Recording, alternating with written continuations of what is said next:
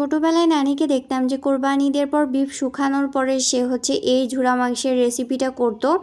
আজকে নানির প্রসেসেই আমি আপনাদের সাথে ভিডিওটা শেয়ার করব। আশা করি সম্পূর্ণ ভিডিওটা দেখবেন। কোনো প্রকার কিন্তু মাংস শুকানোর ঝামেলা ছাড়া আপনারা কাঁচা মাংস দিয়েও কিন্তু এই রেসিপিটা করতে পারবেন।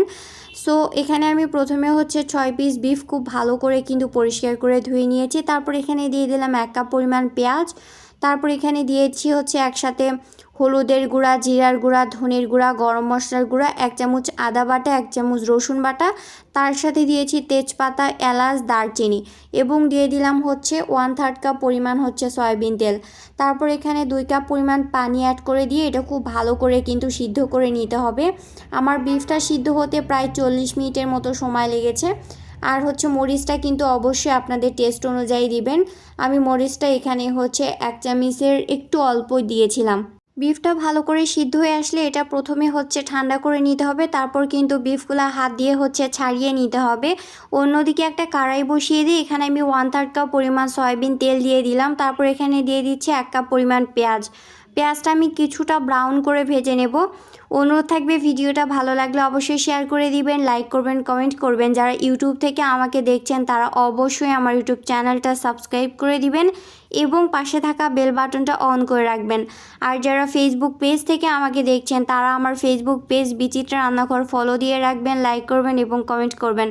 আপনাদের একটা লাইক বা কমেন্ট আমাকে নতুন ভিডিও করার জন্য অনেক বেশি ইন্সপায়ার করে।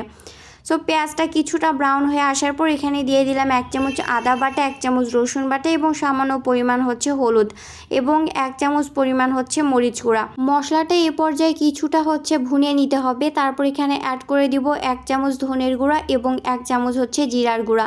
আর সামান্য পরিমাণ লবণ এই পর্যায়ে আপনি দিতে পারেন, বাট লবণটা আমি একটু পরে অ্যাড করব, কারণ বিফে আমি অলরেডি কিন্তু লবণ দিয়েছিলাম। সো মশলাটা আরও কিছুক্ষণ আমাকে ভুনিয়ে নিতে হবে। ভুনে নেওয়া হয়ে গেলে এই পর্যায়ে বিফটা অ্যাড করে দিব। সো বিফটা কিন্তু ঠান্ডা হওয়ার পর এটা হাত দিয়ে খুব সুন্দর করে আমি ছাড়িয়ে নিয়েছিলাম, দেখতে পাচ্ছেন। এই পর্যায়ে সেই বিফটা দিয়ে দিচ্ছি। দেওয়ার পর এটা খুব ভালোভাবে কিন্তু নেড়ে চেড়ে মশলার সাথে মিশিয়ে নিতে হবে। আপনারা কিন্তু এই পর্যায়ে লবণটা চেক করবেন। যদি আপনাদের মনে হয় যে লবণ একটু অ্যাড করা প্রয়োজন, তাহলে এই পর্যায়ে আপনারা লবণটা অ্যাড করে দিবেন। কিন্তু লবণ আগে অ্যাড করতে যাবেন না, এতে করে বিফে কিন্তু লবণ বেশি হয়ে যাবে। আপনারা অবশ্যই টেস্ট করে তারপর লবণটা অ্যাড করবেন। সো দেখতে পাচ্ছেন আমার কিন্তু ঝুরা মাংসটা একদম হয়ে গেছে। এটা সাদা ভাত, পরোটা এবং রুটির সাথে খেতে ভীষণ মজা লাগে।